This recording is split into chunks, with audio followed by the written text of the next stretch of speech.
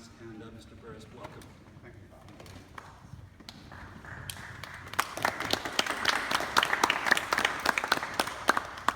My name is John Burris, and I feel very much like a father in that how long we must go through these types of events.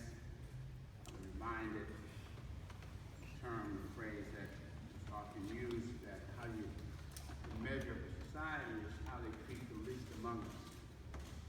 And what I get here and feel really badly about, that Luis was treated as he was the least among us.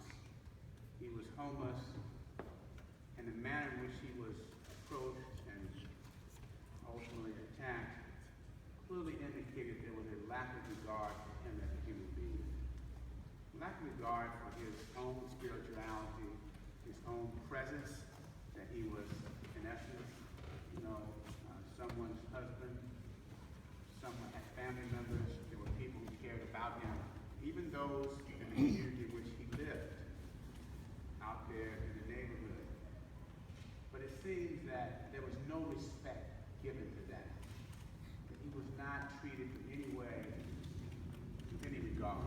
And all of you know that we've been involved in Mario's case, and it was the same kind of senselessness or lack of regard for him that we see here. Because again, this is another so-called edge weapon that was used, and it's as if a person has a knife, it is a death warrant that has been signed on them. It doesn't matter what they did, what they were doing before, the fact that they had a knife in and of itself is a basis to use deadly force. That is fundamentally wrong. It is not constitutional, and it really is against proper training, proper assessments, and against 21st century policing, which has been part of the president's overall evaluation of modern policing. And part of modern policing is that you don't create confrontations. You don't, just because a person has a knife, doesn't then mean you must create a circumstance, create a condition. By euphemistically say you can't create a confrontation and fight your way out of it and shoot your way out of it when there was no basis in the first place to create the confrontation. And so in that regard and in that spirit, we are very fortunate and very happy and pleased that we can represent Luis and his family, because in situations like this, it is very important that when someone's life is taken improperly, whether the police is in fact use deadly force that should not be used, that there has to be a voice that speaks up, that cries out, that says this will not stand. And all of us from the legal side have that perspective. We also believe that the community should have that perspective as well. This should not stand and will not stand. And that Luis is worthy of the same considerations that everyone else is worthy of in terms of constitutional protections. And that's what we're about. And that's why we're here. We have filed this claim today against the city and county of San Francisco, alleging that these officers used excessive force, that they violated his civil rights, certainly state civil rights for now, that this was wrongful death, intentional wrongful death, that he received a number of shots, deadly shots, that he should not have received. Fundamentally, the facts are very simple, that he was on the street, minding his own business, initially playing with a soccer ball. There had been some calls that had been made that not related to him. And the police arrived upon the scene, and within a very short period of time, this man who was kicking his soccer ball against the wall and sitting against the wall when the police confronted him was shot dead. And one of those shots was on the top of his head. There is no excuse for what happened then, other than a lack of regard, a lack of respect for this human being. And it was done in large measure, I believe, because of the condition in which he lived.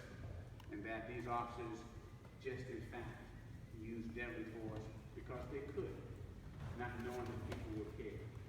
And that's why we're here. Now, the allegations that we have, quite frankly, go to the whole statutory issues of use of excessive force, assault, battery, wrongful death, and state civil rights violations. We have brought this out, these claims, which is the first step before you file a lawsuit on behalf of his wife. He had an existing wife and 3 adult children, all who have lost the relationship that they had. It is not for us to judge what type of relationship he had, but it was his relationship, and it was their relationship, and that relationship has been fundamentally destroyed forever. Factually, the fact of this is he was sitting, the police approached him, he had a knife in his hand, he was tossing it around. The most important thing, he was not bothering anyone. He was just sitting there, twirling himself. Before that, he had been kicking the ball against the wall, the soccer ball, which everyone in the neighborhood says he routinely did. Yes. He lived in the neighborhood, he bounced soccer balls. I mean, Latin players play a lot of soccer balls. That's what he did. He kicked the ball. But before this shooting took place, there was no complaints about him being aggressive toward anyone. So basically, they weren't there because he was creating a disturbance against other members of the community, or that he was a danger unto himself. Because the mere presence of a knife in one's hand does not mean you are a danger to yourself, nor a danger to someone else. So this was clearly an overreaction. There was no effort made in a real way to figure out what was going on. It was just drop the knife in English.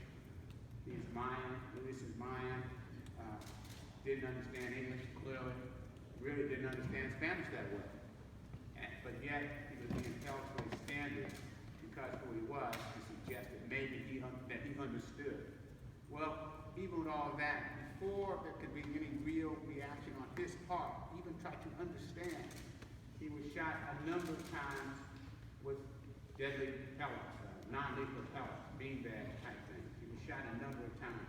He reacted to that. When he reacted, as anybody would, he tries to get up and tries to move away from it. He is shot. Side, back, top of the head. This should not have happened. So, Luis is dead. And we're here to vindicate his right and to let the family know, and all of you know, that we're not going to stand by. Now, we now know in San Francisco, this is like the 4th shooting that is taking place in the very near future. The father talked about one. We're involved in Mario, we have Luis, and shortly thereafter, over the last couple of weeks, a young woman was shot in a car, ostensibly because she had stolen the car, and she was unarmed.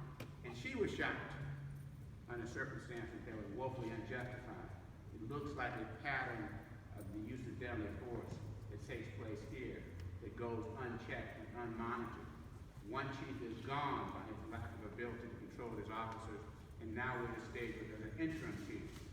Who the chief is doesn't matter.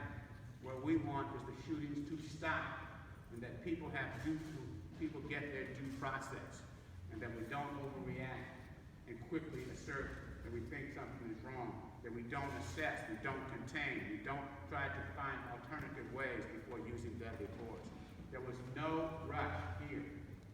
There was no rush. Because, in fact, he was sitting there minding his own business.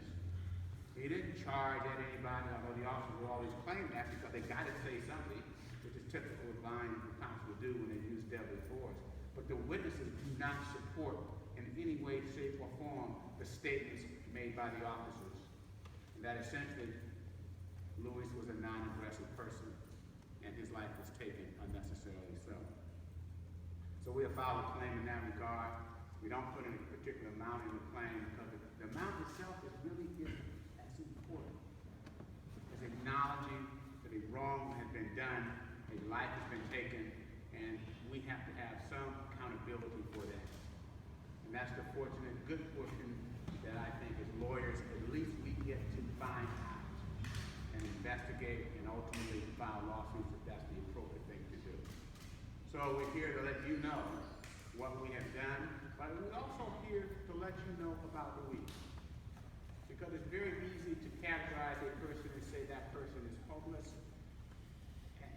basically it's marginalized. That's not what we want you to see here today. We want you to see what happened, and then we want you to hear from your family, his members, so that you can see that notwithstanding anything, that he was a human being, worthy of respect, worthy of constitutional protection, and his life should not have been taken under the circumstances in which they were. Okay, I'm going to bring up Dante Pointer from my office. We have various members